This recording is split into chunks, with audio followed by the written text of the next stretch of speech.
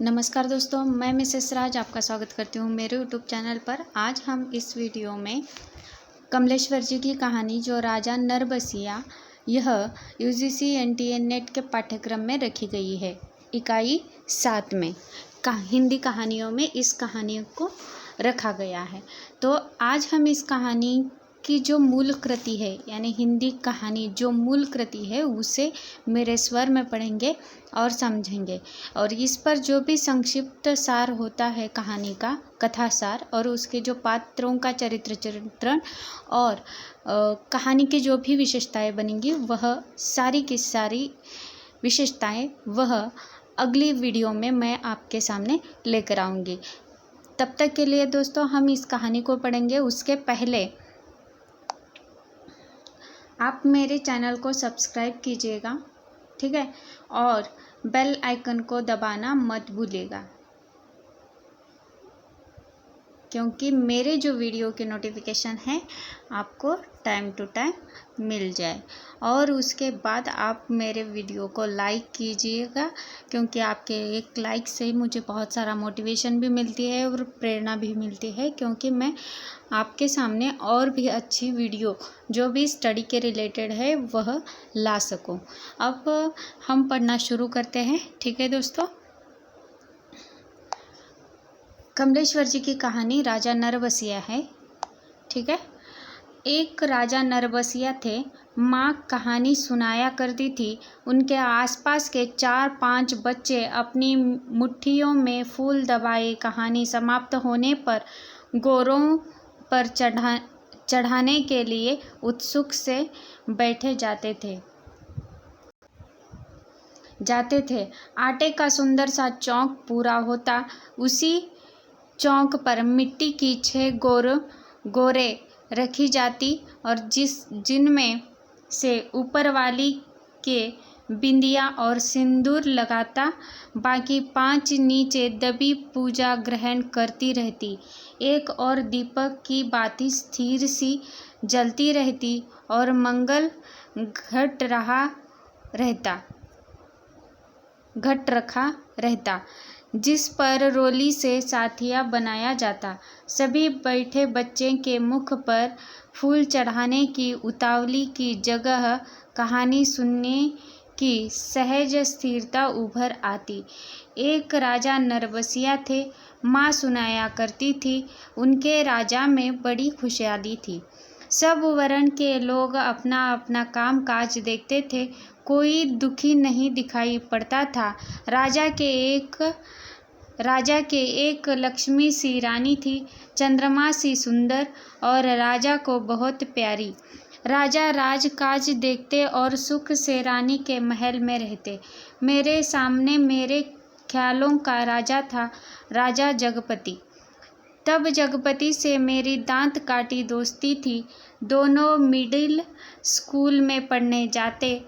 दोनों एक से घर के थे, इसलिए बराबरी की निभती थी।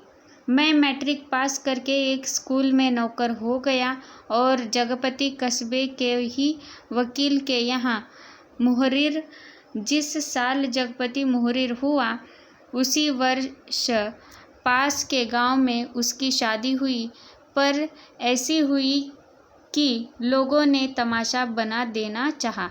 लड़की वालों का कुछ विश्वास था कि शादी के बाद लड़की की विदाई नहीं होगी, ब्याह हो जाएगा और 7वीं भांवर तब पड़ेगी जब पहली विदा की सायत होगी, और तभी लड़की अपनी ससुराल जाएगी। जगपति की पत्नी थोड़ी बहुत पढ़ी लिखी थी, पर घर की लीक को कौन मेटे। बारात बिना बहू के वापस आ गई और लड़के वालों ने तय कर लिया कि अब जगपति की शादी कहीं और कर दी जाएगी, चाहे कान लूली से हो, पर वह लड़की अब घर में नहीं आएगी। लेकिन साल खत्म होते होते सब ठीक हो गया। लड़की वालों ने माफ़ी मांग ली और जगपति की पत्नी अपने ससुराल आ गई। जगपति को जैसे सब कुछ मिल गया और सास ने बहू की बलाइयाँ लेकर घर की सब चाबियाँ सौंप दी। गृहस्थी का ढंग बार समझाया दिया। जगपति की माँ न जाने कब से आलस लगाए बैठी थी। उन्होंने आराम की सांस ली। पूजा पाठ में समय कटने लगा। दोपहरियाँ दूसरे घरों के आंगन में बीतने लगी। पर सांस का रोग था उन्हें, सो एक दिन उन्होंने अपनी अंतिम घड़ियां गिनते हुए चंदा को पास बुलाकर समझाया था, बेटा, जगपति बड़े लाड प्यार का पला है। जब से तुम्हारे ससुर नहीं रहे तब से इसके छोटे छोटे हट को पूरा करती रही हूँ। अब तुम ध्यान रखना। फिर रुककर उन्होंने कहा था, जगपति किसी लायक हुआ है तो रिश्तेदारों की आंखों में करकने लगा है। तुम्हारे बाप ने ब्याह के वक्त नादानी की जो तुम्हें विदा नहीं किया। मेरे दुश्मन देवर जेठों को मौका मिल गया, तुम्हारा खड़ा कर दिया कि अब विदा करवाना, नाक कटवाना है। जगपति का ब्याह क्या हुआ? उन लोगों की छाती पर सांप लौट गया और सोचा घर की इज्जत रखने की आड़ लेकर रंग में भंग कर दे। अब बेटा, इस घर की लाज तुम्हारी लाज है और आज को तुम्हारे ससुर होते तो भला। कहते कहते माँ की आंखों में से आंसू आ गए और वे जगपति की देखभाल उसे सौंप कर सदा के लिए मौन हो गई थी। एक अरमान उनके साथ ही चल गया कि जगपति की संतान को 4 बरस इंतजार करने के बाद भी गोद में न खिला पाई और चंदा ने मन में सब्र कर लिया था, यही सोचकर कि कुल देवता का अंश तो उसे जीवन भर पूजने को मिल गया था। घर में चारों तरफ जैसा उदारता बिखरी रहती, अपनापा बरसता रहता। उसे लगता जैसे घर की अंधेरी एकांत कोठरियों में यह शांत शीतलता है जो उसे भरमा लेती है। घर की सब कुंडियों की खनक उसके कानों में बस गई थी। हर दरवाजे की चरमराहट पहचान बन गई थी। एक रोज राजा आखेट को गए। माँ सुनती थी, राजा आखेट को जाते थे तो 7वें रोज जरूर महल में लौट आते थे, पर उस दफा जब गए तो 7 दिन निकल गया पर राजा नहीं लौटा।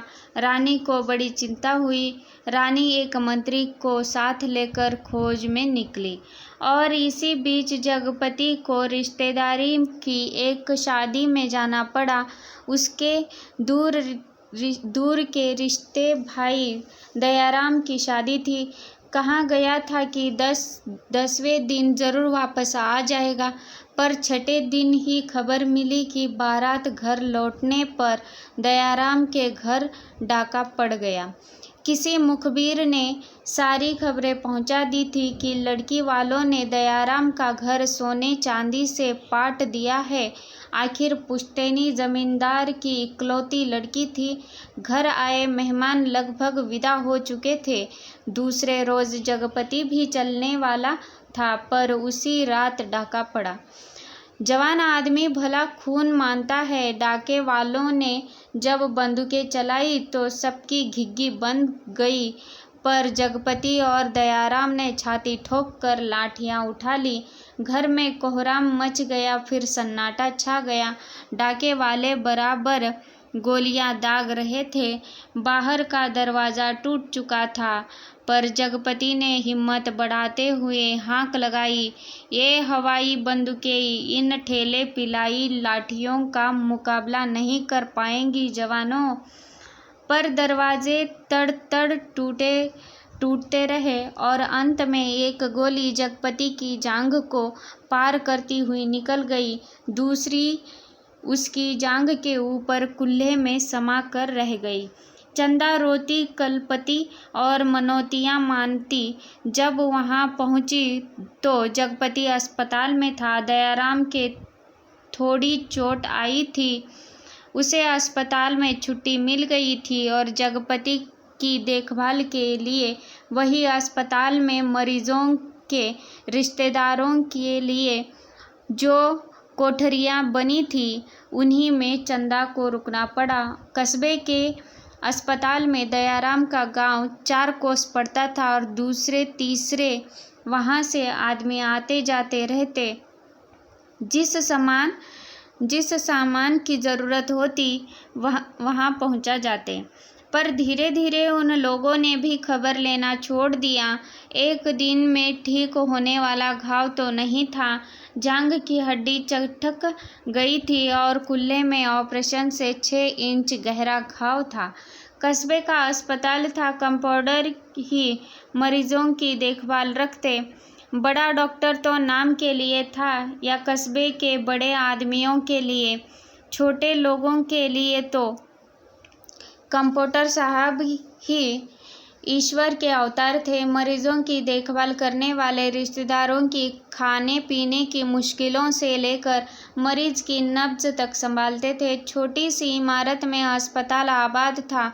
रोगियों को सिर्फ 6-7 खाटें थी। मरीजों के कमरे में लगा दवा बनाने का कमरा भी था। उसी में एक आराम कुर्सी थी और एक नीची सी मेज। उसी कुर्सी पर बड़ा डॉक्टर आकर कभी कभार बैठता था, नहीं तो बच्चन सिंह कंपाउंडर ही जमे रहते। अस्पताल में या तो फौजदारी के शहीद आते या गिरा के हाथ पैर तोड़े लेने वाले 1 आधे लोग, और छठे 6 माह से कोई औरत दिखाई गई तो दिख गई, जैसे उन्हें कभी रोग घेरता ही नहीं था। कभी कोई बीमार पड़ती तो घरवाले हाल बता के 8-10 रोज की दवा एक साथ ले जाते और फिर उसके जीने मरने की खबर तक न मिलती। उस दिन बच्चन सिंह जगपति के घाव की पट्टी बदलने आया। उसके आने में और पट्टी खोलने में कुछ ऐसी लापरवाही थी जैसे गलत बंधी पगड़ी को ठीक से बांधने के लिए खोल रहा हो। चंदा उसकी कुर्सी के पास ही सांस रोके खड़ी थी। वह और रोगियों से बात करता जा रहा था। इधर मिनट भर को देखता, फिर जैसे अभ्यस्त से उसके हाथ अपना काम करने लेते। पट्टी एक जगह खून से चिपक गई थी। जगपति बुरी तरह कराह उठा और चंदा के मुंह से चीख निकल गई।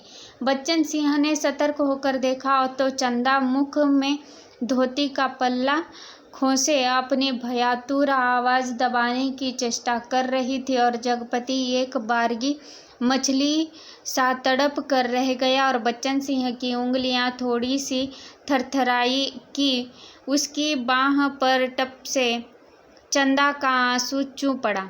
बच्चन सिंह सिहर सा गया और उसके हाथों की अभ्यस्त निठुराई को जैसे किसी मानवीय कोमलता ने धीरे से छू लिया। आहो कराहो दर्द भरी चीखों और चटकते शरीर के जिस वातावरण में रहते हुए भी वह बिल्कुल अलग रहता था। फोड़ों को पके आम सा दबा देता था, खाल को आलू सा छिल देता था। उसके मन से जिस दर्द का एहसास उठ गया था वह उसे आज फिर हुआ और वह बच्चे की तरह फूंक फूंक कर पट्टी को नम करके खोलने लगा। चंदा की ओर धीरे से निगाह उठाकर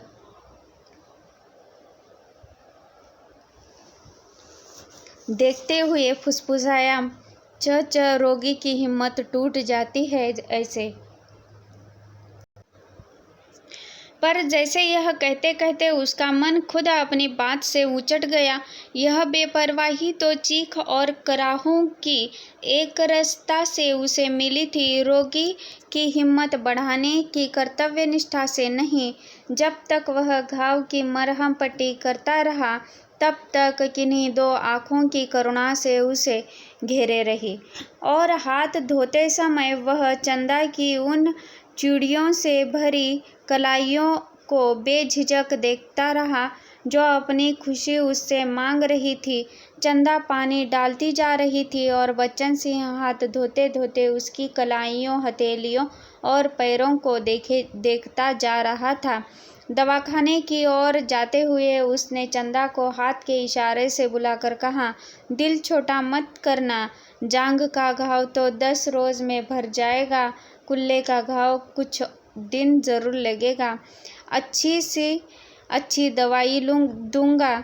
दवाइयाँ तो ऐसी ही है कि मुर्दे को चंगा कर दे, पर हमारे अस्पताल में नहीं आती। फिर भी तो किसी दूसरे अस्पताल से नहीं आ सकती वो दवाइयाँ? चंदा ने पूछा। आ तो सकती है, पर मरीज को अपना पैसा खर्चना पड़ता है उनमें, बच्चन सिंह ने कहा। चुप रह गई तो बच्चन सिंह के मुंह से अनायास निकल पड़ा, किस चीज़ की ज़रूरत हो तो मुझे बताना, रही दवाइयाँ सो कहीं न कहीं से इंतज़ाम करके ला दूंगा। महकमे से मंगाएंगे तो आते अवाते महीनों लग जाएंगे, शहर के डॉक्टर से मंगवा दूंगा। ताकत की दवाइयों की बड़ी ज़रूरत है उन्हें। अच्छा देखा जाएगा। कहते कहते वह रुक गया। चंदा से कृतज्ञता भरी नज़रों से उसे देखा और उसे लगा जैसे आंधी में उड़ते पत्ते कोई अटकाव मिल गया हो। आकर वह जगपति की खाट से लगकर बैठ गई। उसकी हथेली लेकर वह सहलाती रही, नाखूनों को अपने पोरों से दबाती रही। धीरे धीरे वह अंधेरा बढ़ चला। बच्चन सिंह तेल की एक लालटेन लाकर मरीजों के कमरे के एक कोने में रख गया। चंदा ने जगपति की कलाई दबाते दबाते धीरे से कहा, कंपाउंडर साहब कह रहे थे। और इतना कहकर वह जगपति का ध्यान आकृष्ट करने के लिए चुप हो गई। क्या कह रहे थे? जगपति ने अनमने स्वर में बोला, कुछ ताकत की दवाइयाँ तुम्हारे लिए ज़रूरी है, मैं जानता हूँ, पर देखो चंदा, चादर के बराबर ही पैर फैलाए जा सकते हैं। हमारी औकात इन दवाइयों की नहीं है, औकात आदमी की देखी जाती है कि पैसों की। तुम तो देखा जाएगा, कंपाउंडर साहब इंतज़ाम कर देंगे, उनसे कहूँगी मैं। नहीं चंदा, उधार खाते से मेरा इलाज नहीं होगा, चाहे 1 के 4 दिन लग जाए।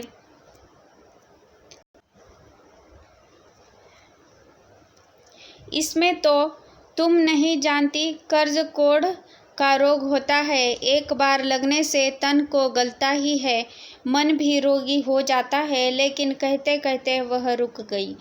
जगपति अपनी बात की टेक रखने के लिए दूसरी ओर मुंह घुमाकर लेटा रहा और तीसरे रोज जगपति ने सिरहाने कई ताकत की दवाइयाँ रखी थी और चंदा की ठहरने वाली कोठरी में उसके लेटने के लिए एक खाट भी पहुंच गई थी। चंदा जब आई तो जगपति के चेहरे पर मानसिक पीड़ा की असंख्य रेखाएं उभरी थी, जैसे वह अपनी बीमारी से लड़ने के अलावा स्वयं अपनी आत्मा से भी लड़ रहा हो, चंदा की नादानी और स्नेह से भी उलझ रहा हो और सबसे ऊपर सहायता करने वाले की दया से जूझ रहा हो। चंदा ने देखा तो यह सब सह न पाई। उसके जी में आया कि कह दे, क्या आज तक तुमने कभी किसी से उधार पैसा नहीं लिया? पर वह तो खुद तुमने लिए थे और तुम्हें मेरे सामने स्वीकार नहीं करना पड़ा था, इसलिए लेते झिझक नहीं लगी। पर आज मेरे सामने उसे स्वीकार करते तुम्हारा झूठा पौरुष तिलमिला कर जाग पड़ा है। पर जगपति के मुख पर बिखरी हुई पीड़ा में जिस आदर्श की गहराई थी, वह चंदा के मन में चोर की तरह घुस गई और बड़ी स्वाभाविकता से उसने माथे पर हाथ फेरते हुए कहा, ये दवाइयाँ किसी की मेहरबानी नहीं है। मैंने हाथ का कड़ा बेचने को दे दिया था, उसी में आई है।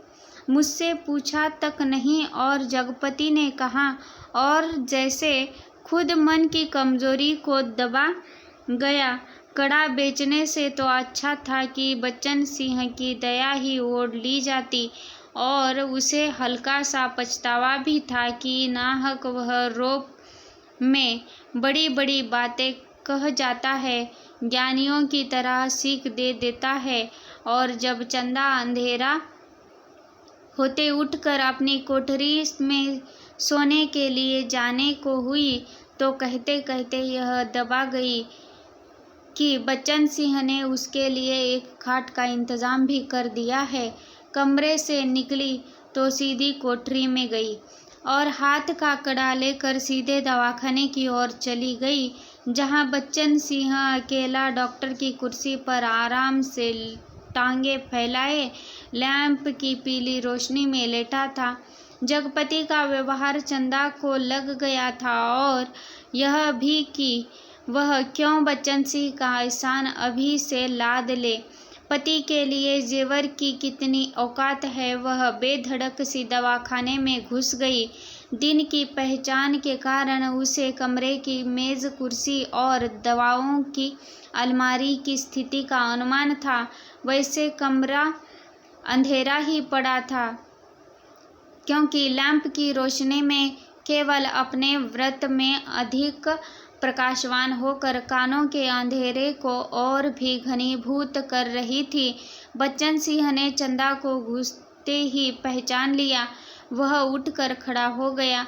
चंदा ने भीतर कदम तो रख दिया, पर सहसा सहम गई, जैसे वह किसी अंधेरे कुएं में अपने आप कूद पड़ी हो। ऐसा कुआं जो निरंतर पतला होता गया और जिसमें पानी की गहराई पाताल की परतों तक चली गई हो, जिसमें पड़कर वह नीचे धंसती चली जा रही हो। नीचे अंधेरा, एकांत, घुटन, पाप। बच्चन सिंह औकात ताकता रह गया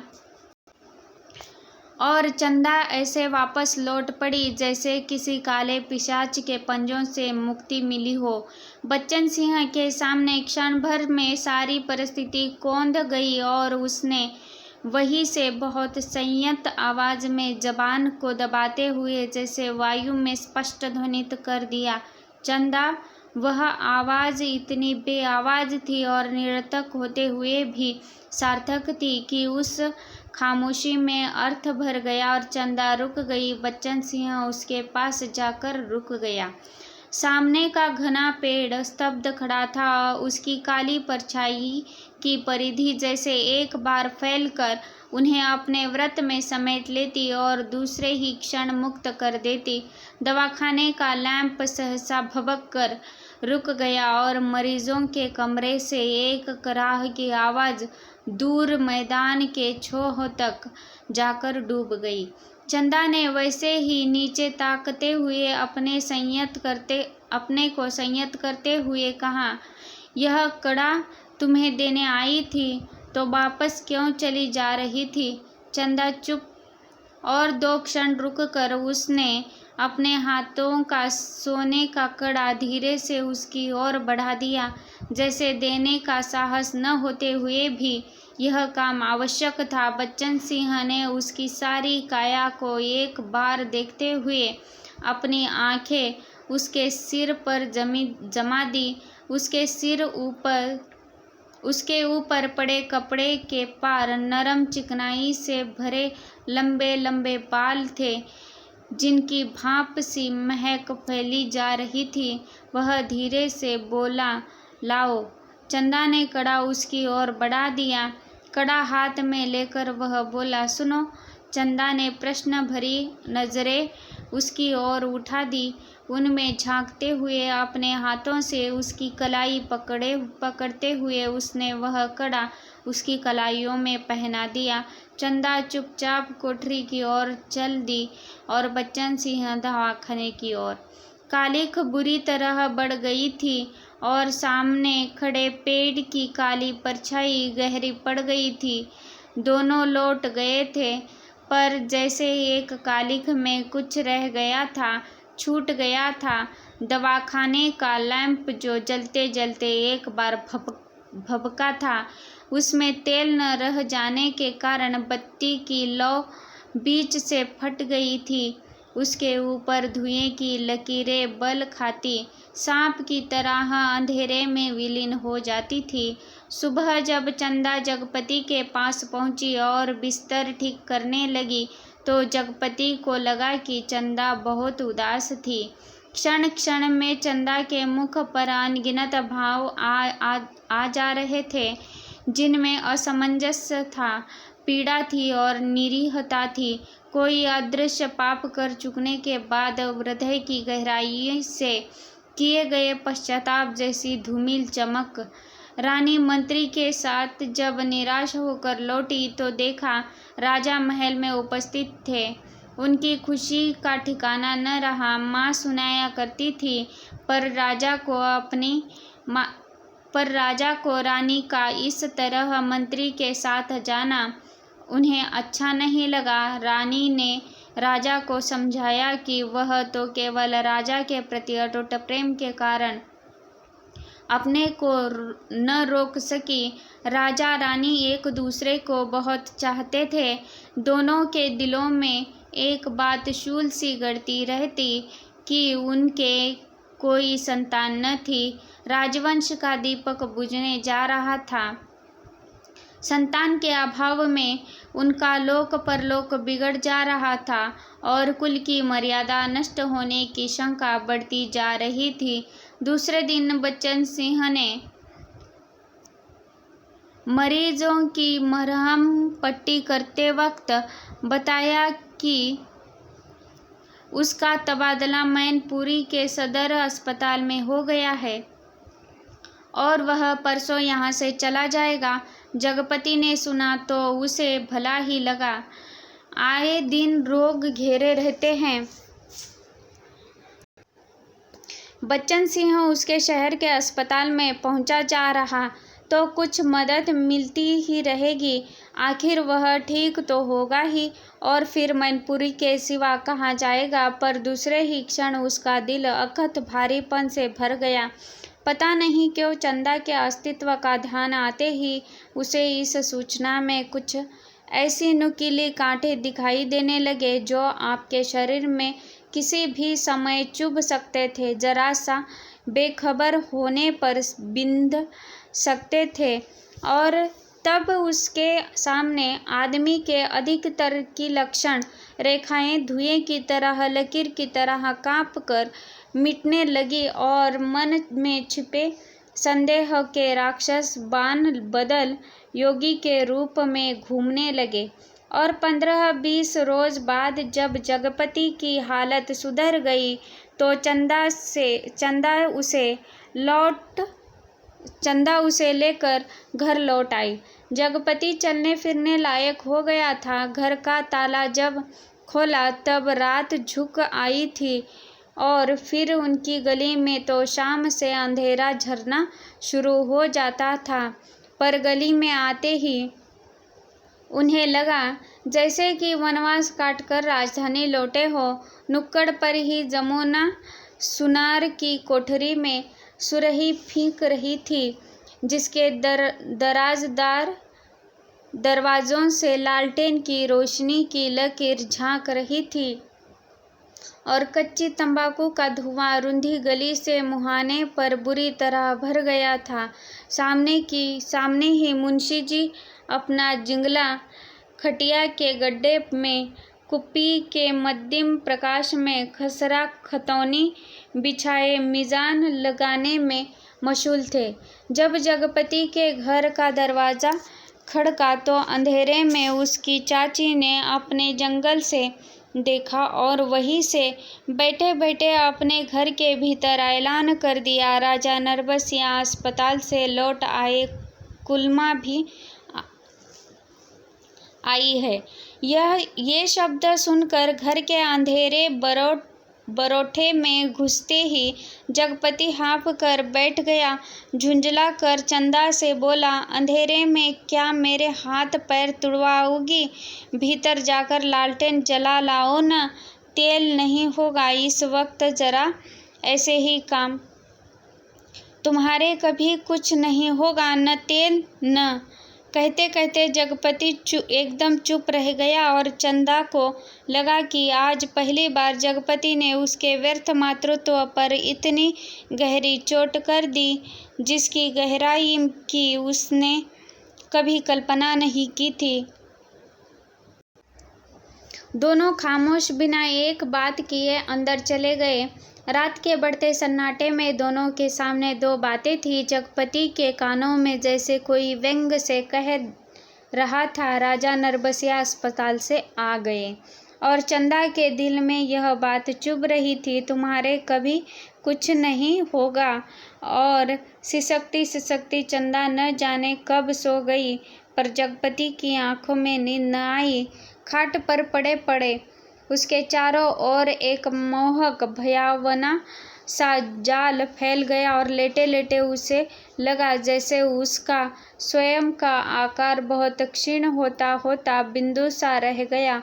परंतु बिंदु के हाथ में हाथ थे, पैर थे और दिल की धड़कन भी।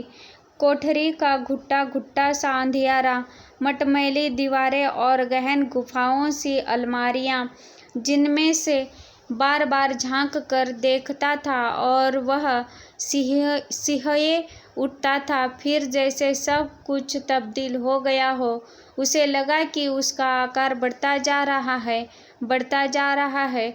वह मनुष्य हुआ, लंबा तगड़ा तंदुरुस्त पुरुष हुआ। उसकी शिराओं में कुछ फूट पड़ने के लिए व्याकुलता सी खोल उठा। उसके हाथ शरीर के अनुपात से बड़े, बहुत बड़े और डरावने भयानक हो गए। उनके लंबे लंबे नाखून निकल आए। वह राक्षस हुआ, दैत्य हुआ, आदिम बर्बर। और बड़ी तेजी से सारा कमरा एक बारगी चक्कर काट गया और फिर सब धीरे धीरे स्थिर होने लगा और उसकी सांसें ठीक होते ही जान पड़ी। फिर जैसे बहुत कोशिश करने पर घिघी बंद जाने के बाद उसकी आवाज़ फूटी, चंदा। चंदा की नरम सांसों की हल्की सी सरसराहट कमरे में न जाने डालने लगी और जगपति अपनी पाटी का सहारा लेकर झुका। कांपते पैर उसने जमीन पर रखे और चंदा की खाट के पास से सिर टिकाकर बैठ गया। उसे लगा जैसे चंदा की इन सांसों की आवाज में जीवन का संगीत गूंज रहा है।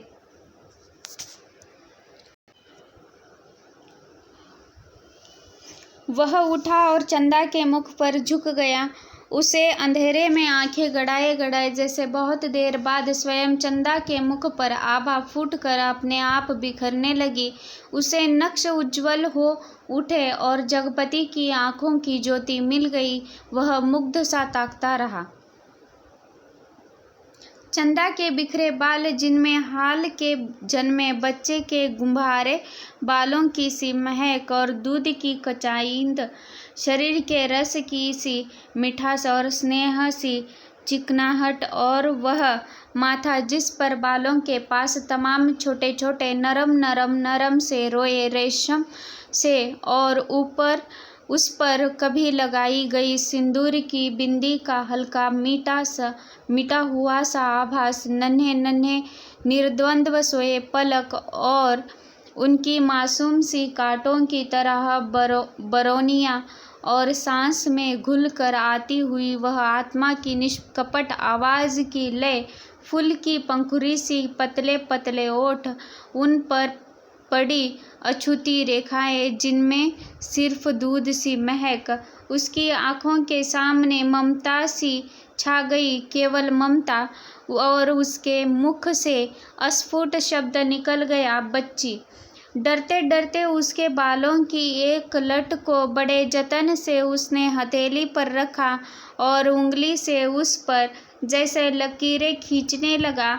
उसे लगा जैसे कोई शिशु उसके अंक में आने के लिए छटपटा कर निराश होकर सो गया हो। उसने दोनों हथेलियों को पसार कर उसके सिर को अपनी सीमा में भर लेना चाहा कि कोई कठोर चीज़ उसकी उंगलियों से टकराई। वह जैसे होश में आया, बड़े सहारे से उसने चंदा के सिर के नीचे टटोला। एक रुमाल में बंधा कुछ उसके हाथों में आ गया। अपने को संयत करता वही जमीन पर बैठ गया। उसी अंधेरे में उस रुमाल को खोला तो जैसे सांप सूंघ गया। चंदा के हाथों में दोनों सोने के कड़े उसमें लपेटे थे और तब उसके सामने सब सृष्टि धीरे धीरे टुकड़े टुकड़े होकर बिखरने लगी। ये कड़े तो चंदा बेच कर उसका इलाज कर रही थी। वे सब दवाइयाँ और ताकत के टॉनिक। उसने तो कहा था ये दवाइयाँ किसी की मेहरबानी नहीं है। मैंने हाथ के कड़े बेचने को दे दिए थे, पर उसका गला बुरी तरह सूख गया। जबान जैसे तालू से चिपक कर रह गई। उसने चाहा कि चंदा को झकझोर कर उठाया, पर शरीर की शक्ति बस बह सी गई थी। रक्त पानी हो गया था। थोड़ा संयत हुआ। उसने वे कड़े उसी रुमाल में लपेटकर उसकी खाट के कोने पर रख दिए और बड़ी मुश्किल से अपनी खाट की पाटी पकड़कर लुढ़क गया। चंदा झूठ बोली, पर क्यों? कड़े आज तक छुपाए रही। उसने इतना बड़ा दुराव क्यों किया? आखिर क्यों? किस लिए? और जगपति का दिल भारी हो गया। उसे फिर लगा कि उसका शरीर सिमटता जा रहा है और वह एक सिंक का बना ढांचा रह गया, नितांत हल्का तिनके सा, हवा में उड़कर भटकने वाले तिनके सा। उस रात के बाद रोज जगपति सोचता रहा कि चंदा से कड़े मांग कर बेच ले और कोई छोटा मोटा कारोबार शुरू ही कर दे, क्योंकि नौकरी छूट चुकी थी। इतने दिनों की गैरहाजिरी के बाद वकील साहब ने दूसरा मुहर्रिर रख लिया था। वह रोज यही सोचता, पर जब चंदा सामने आती तो न जाने कैसी असह्य सी उसकी अवस्था हो जाती। उसे लगता जैसे कड़े मांग कर वह चंदा से पत्नीत्व का पद भी छीन लेगा। मातृत्व को भगवान ने छीन ही लिया। वह सोचता, आखिर चंदा क्या रह जाएगी? एक स्त्री से यदि पत्नीत्व और मातृत्व छीन लिया गया तो उसके जीवन की सार्थकता ही क्या? चंदा के साथ वह यह अन्याय कैसे करे? उससे दूसरी आँख की रोशनी कैसे मांग ले? फिर तो वह नितांत अंधी हो जाएगी और उन कड़ों को मांगने के पीछे जिस इतिहास की आत्मा नंगी हो जाएगी, कैसे वह उस लज्जा को स्वयं ही उधार कर ढांपेगी? और वह उन्हीं ख्यालों में डूबा सुबह से शाम तक इधर उधर काम की टोह में घूमता रहता। किसी से उधार ले पर किसी संपत्ति पर क्या है उसके पास जिसके आधार पर कोई उसे कुछ देगा?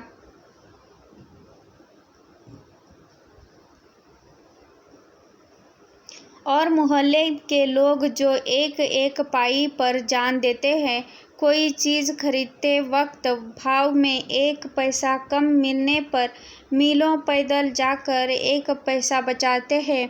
1 पैसे की मसाले की पुड़ियाँ बंधवाकर 11 मर्तबा पैसों का हिसाब जोड़कर 1 आध पैसा उधार कर मिन्नतें करते सौदा घर लाते हैं।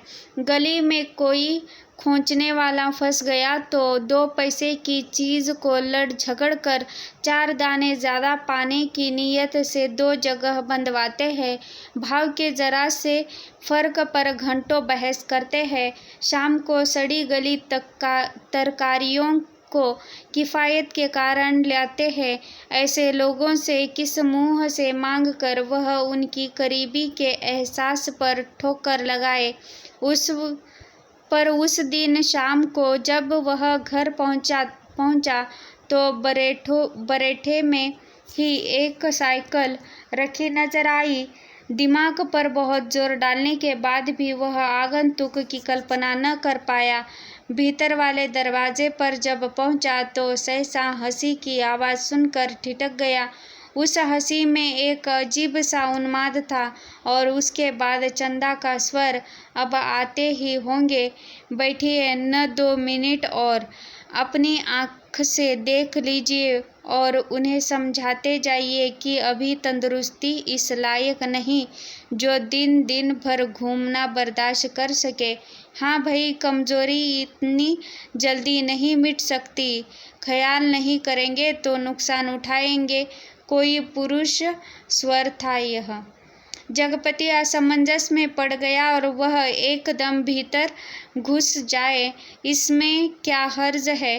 पर जब उसने पैर उठाए तो वे बाहर जा रहे थे। बाहर बेरोठे में साइकिल को पकड़ते ही उसे सूझ आई।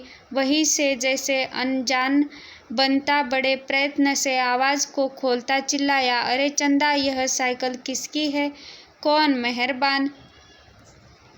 तो दोस्तों, यह कहानी बहुत ही बड़ी है, तो इस कहानी को हम 2 भागों में बांटेंगे। अब प्रथम भाग में हम आधी कहानी को पढ़ चुके हैं और अगली जो कहानी बची है वह अगले पार्ट में हम देखेंगे। तो दोस्तों, अगर आपको मेरा वीडियो अच्छा लगे तो लाइक कीजिएगा। आपके एक लाइक करने से मुझे बहुत सारा मोटिवेशन भी मिलेगा, प्रेरणा भी मिलेगी और स्टडी के रिलेटेड जो भी ऑथेंटिक और जो भी इम्पोर्टेंट इन्फॉर्मेशन है उसके लिए मैं आपके सामने अच्छे से अच्छे वीडियो प्रस्तुत ज़रूर करूँगी। और मैं चाहती हूँ कि आप अच्छे से मन लगाकर पढ़ाई कीजिएगा और सब्सक्राइब भी कीजिएगा मेरे चैनल को और बेल आइकन को दबाना मत भूलिएगा, क्योंकि मेरे वीडियो की जो भी नोटिफिकेशन है वह सारी की सारी नोटिफिकेशन आपको टाइम टू टाइम मिल जाए। तो धन्यवाद दोस्तों, अगले वीडियो तक।